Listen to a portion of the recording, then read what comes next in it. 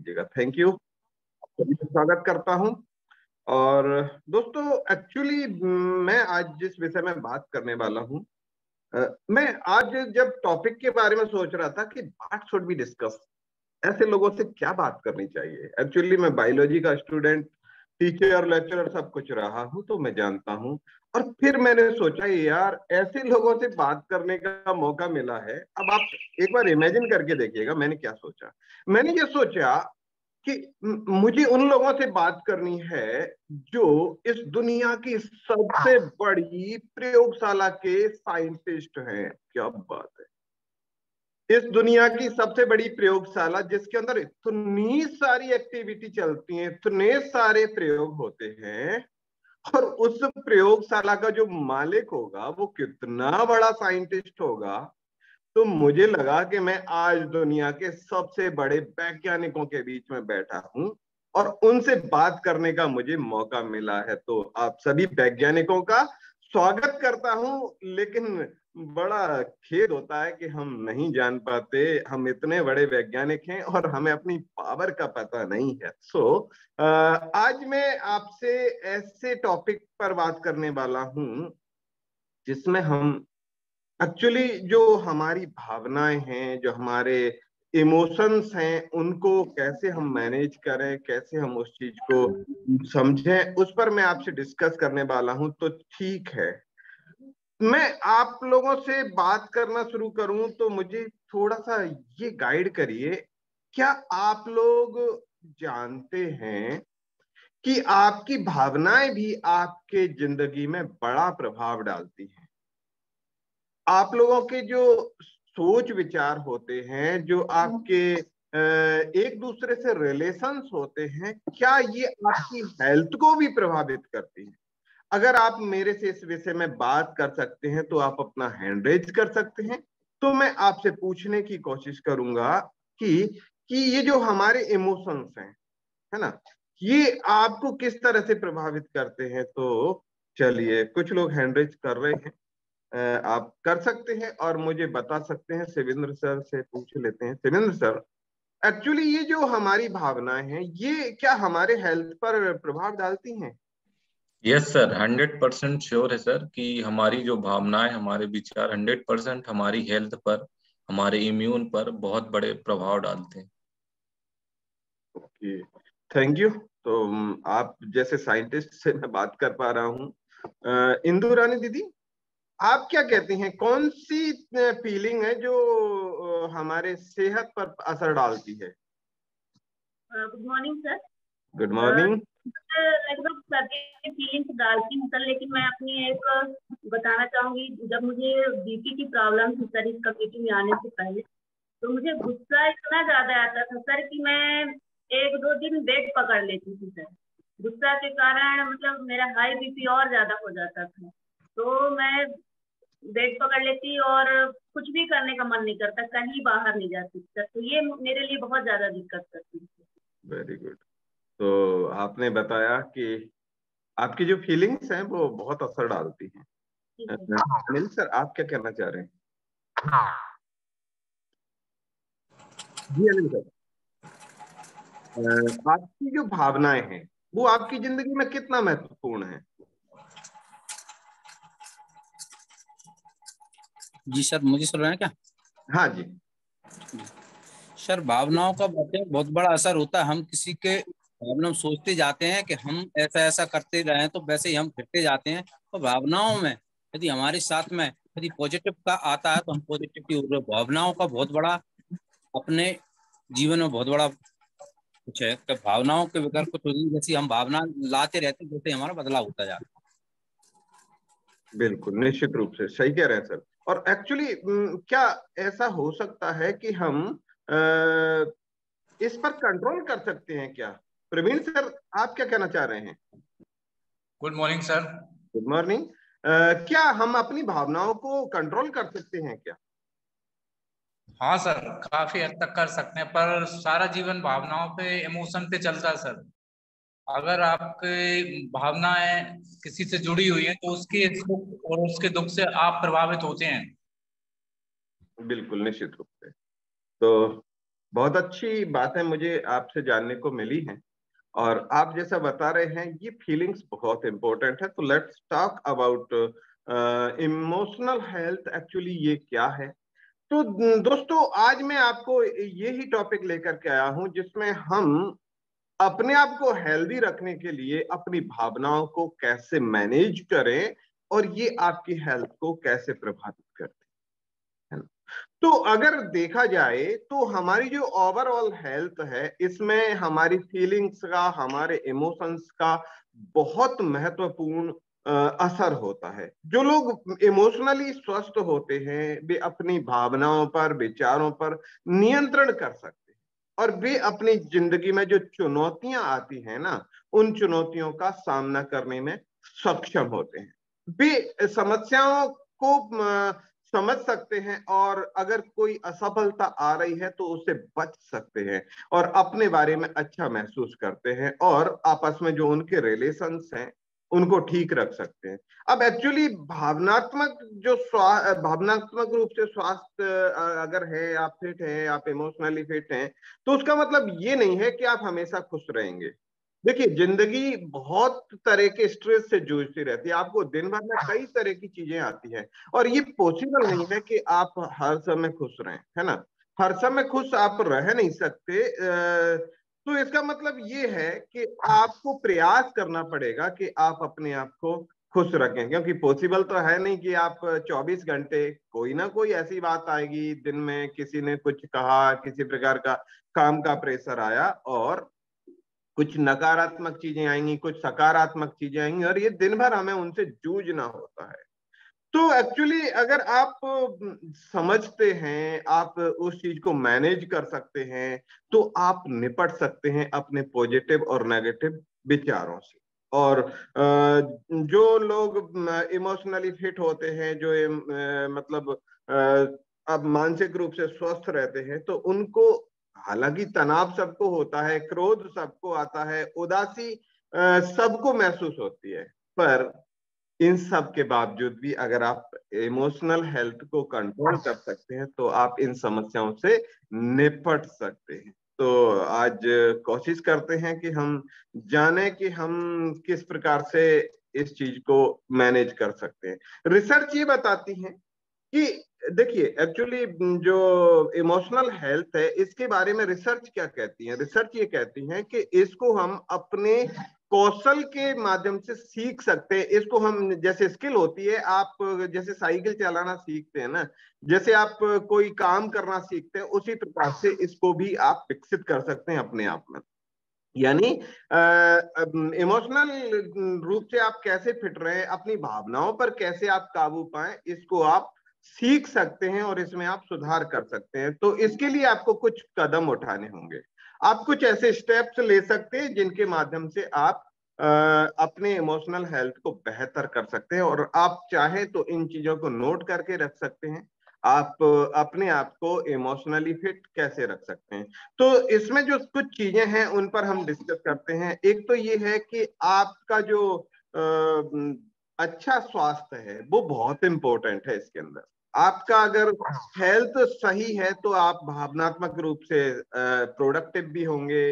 रोजमर्रा की जिंदगी में जो आपको स्ट्रेस होते हैं, तनाव होते हैं, उनका सामना करने में आपका शरीर आपको अलाउ कर पाएगा, और ये आपकी जो पूरी कैपेसिटी है उसको भी समझने में, उसका एहसास करने में, उसके उतना काम करने में ये आपको मदद करता है।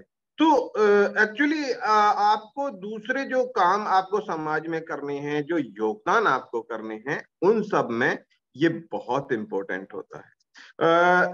मैंने आपको बताया कि ये आपकी जो फिजिकल हेल्थ है उस पर भी बहुत प्रभाव डालता है। आप कभी डॉक्टर के पास जाएं किसी बीपी की वजह से या दूसरे समस्याओं से, तो डॉक्टर आपसे तुरंत ये पूछता है कि आपको किस बात की चिंता। किसी को हार्ट अटैक आ गया मान लीजिए, तो पहला सवाल हमारे मिलने वाले यही करेंगे, यार उससे किस बात की चिंता थी, कहीं उसके ऊपर कर्जा तो नहीं हो गया, कहीं उसके घर वालों ने उसके ऊपर तो दबाव नहीं डाला। एक्चुअली ये जो चीजें हैं, है ना, तो ये हमारे शरीर पर बहुत प्रभाव डालती हैं। और रिसर्च ये बताते हैं कि अगर आपकी मेंटल स्टेटस सही है, मानसिक रूप से आप सही हैं, आपकी इमोशनल हेल्थ सही है, तो आपका जो स्वास्थ्य है वो सही रहेगा, आपका बीपी कंट्रोल में रहता है, आपको हार्ट अटैक की जोखिम कम हो जाती है, आपका जो वेट मैनेजमेंट है ना वो भी निश्चित रूप से इसके माध्यम से कंट्रोल होता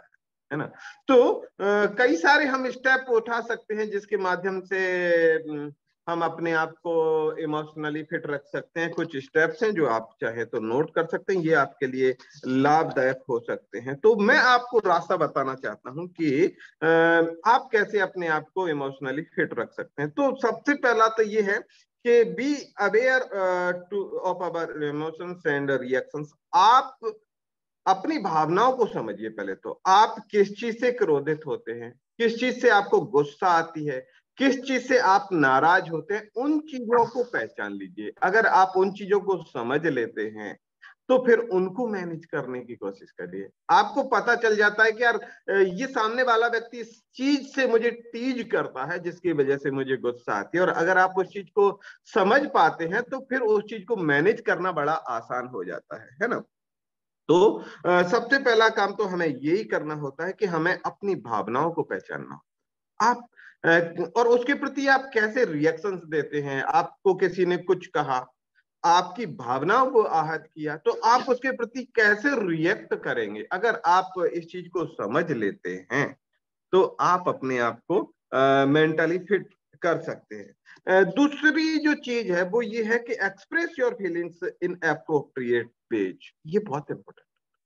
आपके दिमाग में जो भी फीलिंग्स आ रही हैं वो सही तरह से एक्सप्रेस होनी चाहिए। सामने वाले के लिए आपके दिमाग में जो भी भावनाएं हैं ना, अगर आपने उनको सही तरह से सामने वाले को नहीं समझाया तो आप भले ही अच्छा सोच रहे हो किसी के बारे में, वो आपके बारे में नकारात्मक विचार भी बना सकता है। वो ये समझ सकता है कि ये व्यक्ति उसका हित चिंतक नहीं है, या उसके बारे में अच्छा विचार नहीं रखता है, या उसकी नेगेटिव सोच है। तो आप जो भी एक्सप्रेस कर रहे हैं, जो भी सामने वाले को बताना चाहते हैं ना, तो वो इस प्रकार का होना चाहिए कि वो एक तो सही तरीके से आपको बताना है।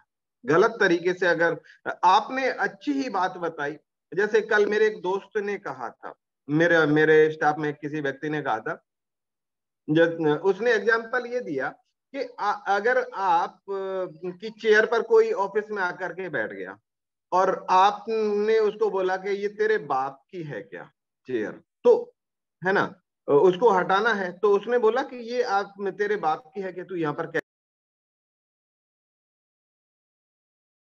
इस बात को यदि इस तरह से कहा जाए कि भाई साहब आपके पिताजी का नाम क्या है, तो बोलेंगे आपके पिताजी का नाम, मेरे पिताजी का नाम मूलचंद है, तो ये भी कहा जा सकता है कि ये मूलचंद जी की चेयर नहीं है ना। तो मतलब एक्सप्रेस करने का तरीका ये है कि सामने वाले को उस चीज का बुरा ना लगे। कहना यही है कि आपको चेयर से हटना है। तो एक्चुअली हम जो एक्सप्रेशन देना चाह रहे हैं, आप कंट्रोल नहीं कर पा रहे अपने ऊपर, अपनी भावनाओं के ऊपर, और ऐसी स्थिति में जो रिएक्शन होते हैं ना, वो कभी कभी खतरनाक हो सकते हैं। तो हमें सही तरीके से अपने एक्सप्रेशंस को सामने वाले को बताना चाहिए, और अगर आप इस चीज में महारत हासिल कर लेते हैं तो आप सबके प्रिय हो जाते हैं। आप सब को आप बहुत अच्छे लगने लगते हैं। चौथी चीज ये है कि थिंक बिफोर यू एक्ट। जो भी आप कर रहे हो, जो भी आप करना चाहते हो, उसके बारे में पहले विचार करिए। अगर आप विचार करते हैं, आप सोचते हैं, समझते हैं इसका परिणाम क्या होगा, ये आपको कहाँ तक प्रभावित करेगी, सामने वाले को ये कैसा लगेगा, उससे क्या रिएक्शन होगा, अगर आप ये सोच करके बात करते हैं, आप रिएक्ट करते हैं, आप एक्ट करते हैं, तो निश्चित रूप से उसके परिणाम बेहतर ही होते हैं। पांचवी चीज आप नोट कर सकते हैं कि हमें अपने स्ट्रेस को मैनेज करना बहुत जरूरी है। स्ट्रेस मैनेजमेंट का एक अपना अलग टॉपिक है। आप अपने तनावों को कंट्रोल रखिए। ये कई तरह के तनाव आपकी जिंदगी में, रोजमर्रा की जिंदगी में हो सकते हैं, उनके ऊपर आप काबू करना सीखिए, उनको मैनेज करना सीखिए। मैं अगली बार कभी जब बात करूंगा तो पूरा स्ट्रेस मैनेजमेंट का एक टॉपिक लूंगा और बताएंगे हम कि हम अपने स्ट्रेस को भी मैनेज कर सकते हैं। जिंदगी में तनाव को आप रोक नहीं सकते। टेंशन तो आएंगी, आपके वर्क प्लेस से टेंशन आएंगी, आपके घर से टेंशन आएंगी, आपके दोस्तों से टेंशन आएंगी, लेकिन उनको मैनेज अगर आप करना सीख जाते हैं तो आप अपने आप को फिट रख सकते हैं। Take care of your physical health, अपनी सेहत का आप ख्याल रखेंगे, है ना, अपनी सेहत को आप ठीक रखेंगे। और गुड न्यूज क्या है, ये जो कम्युनिटी है, ये कम्युनिटी आपको आपकी सेहत के प्रति अवेयर रखने के बारे में बताती है। आपको ये कम्युनिटी बताती है कि आप कैसे स्वस्थ रह सकते हैं, मन से, तन से, समाज में और मेंटली, यानी जितनी भी प्रकार की हेल्थ होती हैं, physically, emotionally, environmentally, socially, educationally, economically, यानी जितने भी प्रकार की हेल्थ होती हैं, उन सब को आप इस कम्युनिटी में जुड़ करके और उनको ठीक कर सकते हैं। तो अपनी फिजिकल हेल्थ को इम्प्रूव करिए, उसे सही रखिए और हर दिन ये प्रयास करिए कि आप अपनी सेहत को नेक्स्ट लेवल पर कैसे ले जा सकते। नेक्स्ट पॉइंट आप नोट कर सकते हैं, कनेक्ट विद अदर्स, दूसरे लोगों से हमेशा जुड़ने का प्रयास करें। आप उनसे बात कर सकते हैं, उनको फोन कर सकते हैं, उनकी कम्युनिटी में आप मैसेज कर सकते हैं, उनसे लगातार जुड़ने का प्रयास करेंगे तो आप में जो गैप आ जाते हैं, कभी कभी मिसकम्युनिकेशन की वजह से, कनेक्ट नहीं होने की वजह से जो गैप आ जाते हैं, और उसकी वजह से भी हमारा जो मानसिक स्वास्थ्य है वो खराब होने लगता है। तो लोगों से जुड़े रहिए। अगर आप जुड़े रहेंगे तो उससे क्या होगा कि लोग आपको समझेंगे, आपकी भावनाओं को समझेंगे। तो ये करना है। नेक्स्ट पॉइंट आप नोट कर सकते हैं, फाइंड पर्पज एंड मीनिंग। आप क्या कर रहे हैं, उसका उद्देश्य क्या है। मैं आपको ये जो सेहत के बारे में जानकारी दे रहा हूं, इसका पर्पज क्या है ना, तो वो मुझे पता होना चाहिए, है ना। और इसके साथ साथ मुझे ऐसी चीजों के अर्थ भी पता होना चाहिए कि ऐसा करने से ये होगा। तो जिंदगी में जो कुछ भी घट रहा है उसको समझने का प्रयास करिए, है ना। और लास्टली आप नोट कर सकते हैं, स्टे पॉजिटिव, हमेशा सकारात्मक रहिए। और ये हमारा फिफ्थ जो 5 पिलर थ्योरी हम बात करते हैं उसमें भी बहुत इंपॉर्टेंट होता है। अगर आप सकारात्मक रहते हैं, आप हमेशा अच्छा सोचते हैं, तो निश्चित रूप से होता क्या है, आप अगर पॉजिटिव है ना, तो दोस्तों निश्चित रूप से आप ये मानिए कि आप बहुत अच्छा कर रहे हैं। दूसरा अगर कोई गलती करता है तो उसे माफ करना सीखे, आप गलती करते हैं तो उसे माफ करना सीखे, है ना। तो निश्चित रूप से ये बहुत अच्छा होता है। दूसरे लोगों के साथ में आप पॉजिटिव टाइम बिताएं, अच्छे लोगों की संगत में रहें, है ना। तो ये चीजें अगर आप कर पाते हैं तो आप अपने मानसिक भावनात्मक स्वास्थ्य को सही रख पाते हैं। और जिन लोगों का भावनात्मक स्वास्थ्य अच्छा होता है उन्हें अभी भी ये समस्याएं हो सकती हैं। क्या समस्याएं हो सकती हैं? उनको भी मानसिक बीमारी हो सकती है। आपको क्या लगता है कि आपने ये सब ठीक कर लिया तो फाइनली जैसे आपने मशीन को सेट कर दिया और वो वैसे ही चलेगी? ऐसा नहीं है। ये हमारा शरीर है। मैंने कहा आप बड़े वैज्ञानिक हैं, दुनिया की बड़ी लेबोरेटरी आपके पास है, अरबों खरबों तरह की प्रोसेस इसके अंदर चल रही है। तो ये फीलिंग्स आपको भी परेशान कर सकती हैं। और मानसिक बीमारी का जो मुख्य कारण होता है वो मोस्टली शारीरिक समस्याओं की वजह से ही शुरू होता है।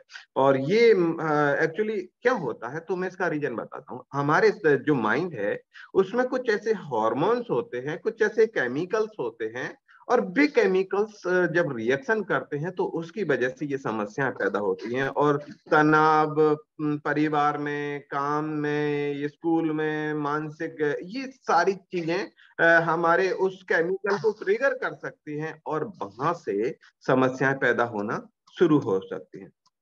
तो करना क्या है, आप लोगों को हमेशा पॉजिटिव रहना है, और जो समस्याएं चल रही हैं उसके बारे में आप अपने डॉक्टर से भी बात कर सकते हैं, आप अपने कोच से भी पूछ सकते हैं, वो आपकी मदद कर सकते हैं। इसका अगर आपको किसी प्रकार का चैलेंज है तो इसको सही करने में आपकी मदद भी की जा सकती है। आप अपने कोच से पूछ सकते हैं कि आपको अपने भावनात्मक स्वास्थ्य को सही रखने के लिए क्या क्या कदम उठाने हैं। ये आप सवाल अपने कोच से कर सकते हैं, वो आपकी मदद कर सकते हैं। आप सवाल कर सकते हैं अपने कोच से कि मेरा जो फिजिकल हेल्थ है और जो मेरा मेंटल हेल्थ है, ये आपस में कैसे कोरिलेट करते हैं, कैसे एक दूसरे को प्रभावित करते हैं, ये आप पूछ सकते हैं। आप ये भी पता कर सकते हैं कि वे कौन सी तकनीकें हैं जिनसे आप अपने स्ट्रेस को मैनेज कर सकते हैं। तो थैंक यू वेरी मच।